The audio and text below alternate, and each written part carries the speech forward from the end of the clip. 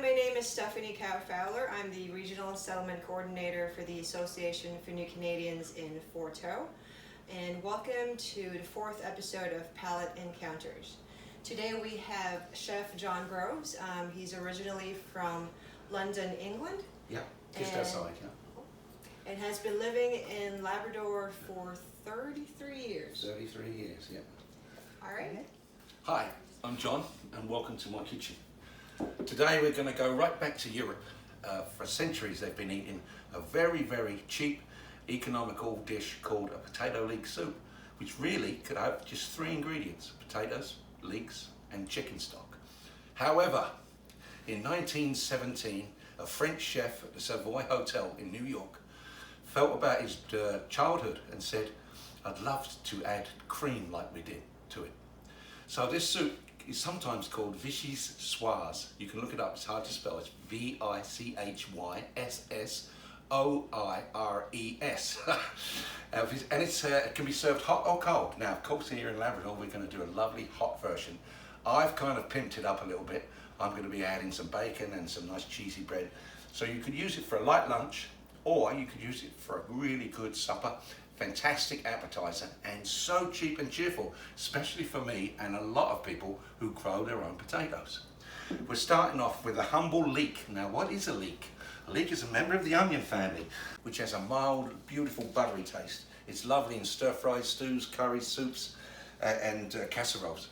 Now, I grew this one this morning. Well, I didn't grow it this morning, I picked it this morning, and I'm going to show you quickly how to clean it.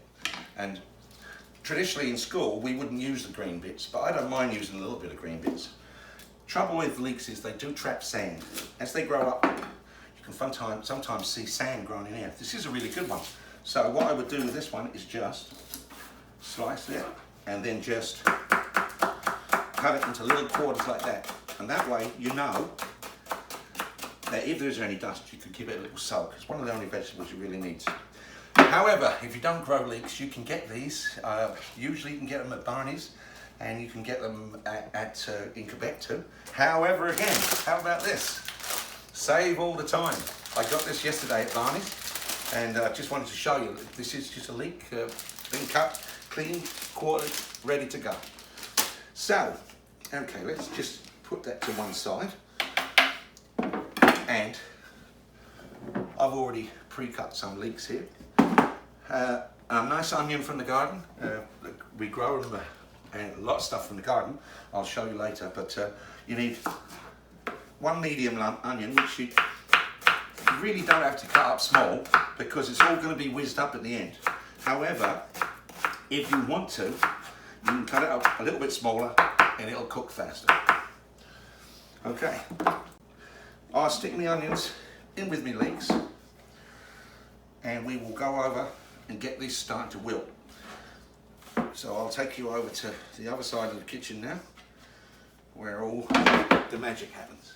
Okay, got the stove on a medium-high heat, lovely fresh butter. You can use unsalted or salted, just use less salt at the end. And then into a nice, I'm just gonna let it go for a little bit, give it a whiz. If you don't want your butter to burn, a good tip is just to put a tiny little bit of olive oil in with it as well. The olive oil's got a much higher smoke rate. Okay, remember the onions and the leeks? In they go.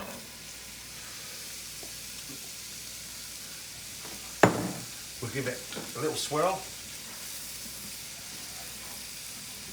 Turn the heat down to medium-low and cover.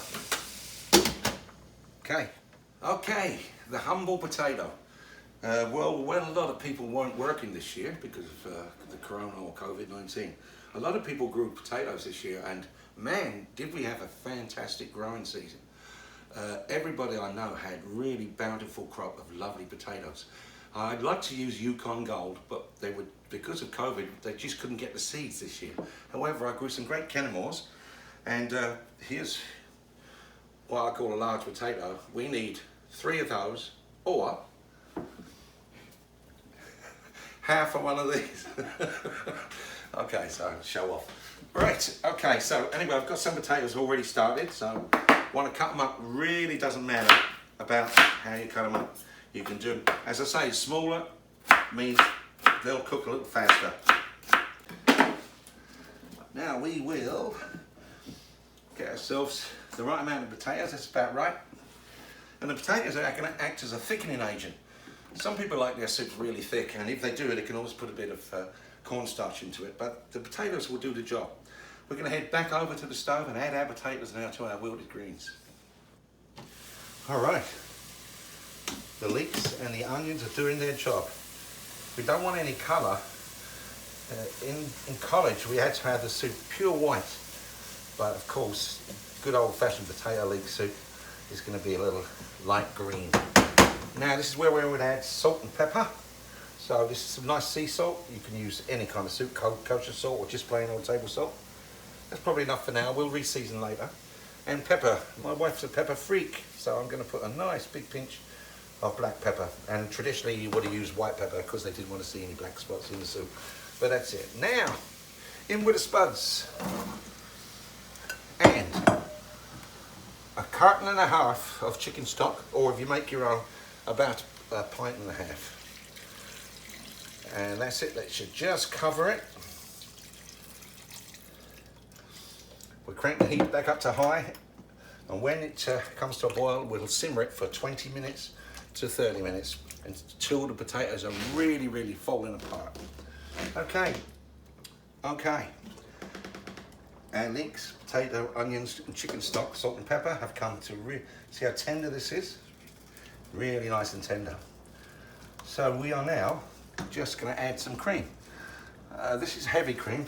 If you're, you can go half and half or 10%, but I like to use the big old whipping cream. And we won't use very much, about a cup probably, and we save a little bit for at the end. And we've got a lovely creamy mixture now. Okay, so we're going to bring that slowly back to the boil, and while we do that, I'm going to get ready with for bread. Well, you don't have to have bread, but I thought as I'll make this into a meal rather than just an appetizer, I got some really nice ciabatta loaf.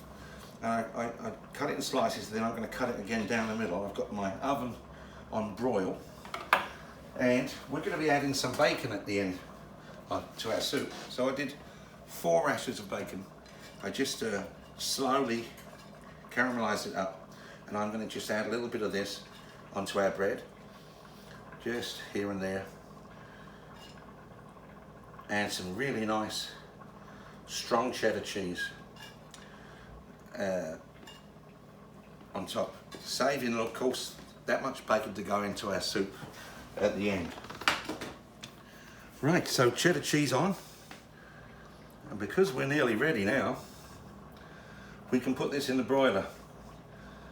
I would put it at the bottom of the oven with the broiler on. That way you've got less chance of forgetting about it, and not only that, it will just broil a little slower. So there you go. That's fine and dandy. And take my stone into the bottom of the oven on broil. And don't forget to remind me to check that. Right, back to the soup. It's fine to be eaten this way, chunky if you want to, but the classic way is to whiz it up. Now I'm going to warn you about this whizzer. It was a Father's Day present in 1992 or something. It's really old and it sounds like a cat's meow at first. So here we go, we're going to immerse this in and whiz it up.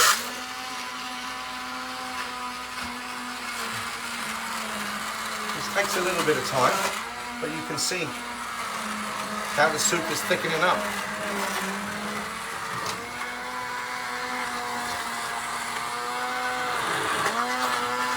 And you can leave it a little bit chunky if you want to, some little bits and pieces into it. Or for restaurant quality, we go super smooth. But what this is doing, this is really grinding the leeks up so that you don't have bits of onion and bits of leek. You just have this lovely, thick, vichyssoise. Okay, doodle. I think we've got it. Heat off. So we'll give it a quick taste, see what it needs. Yeah, it needs salt and pepper. And real tip if you want to save money, at the dollar stores you can buy peppercorns. Great big bag for $3. I just whiz it up in a magic bullet and make my own It's so much more fragrant and tasty. And half the bacon that you got left, you can put that in for a little bit of we'll save that for a garnish. Check our bread. Looking good. Give it another minute. Okay. Alright, we're back. Just taking the bread, it's just nice and warm. A little bit toasted at the edges. But you don't want it really, really crunchy. So what we're going to do now is going to serve up. First of all, I went out this morning and picked the chives. It's late in the season for chives, but I managed to salvage some. So we'll just take a few of this, really for decoration. Take our soup.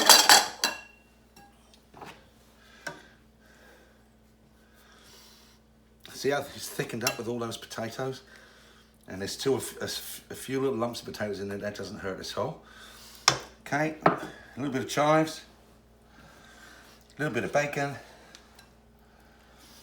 little swirl of cream. And this, as I say, this can be a gazpacho too, which is a summer soup, can be served cold. And it would be called vichyssoise, but I'm calling it good old John's leek and potato soup. Served up with a bit of crusty bread on the side. You're laughing. Thanks for coming to my kitchen, and thanks to Stephanie.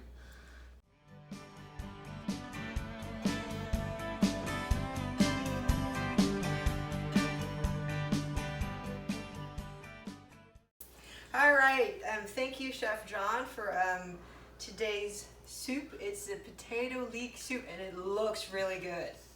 Oh, I get to taste it. Do I mix it? Yeah, okay. That's the secret, yeah. It might be really hot, so be careful. I'm gonna have to come over there. That is good. That is good. All right, thanks, guys. Yeah, thank you.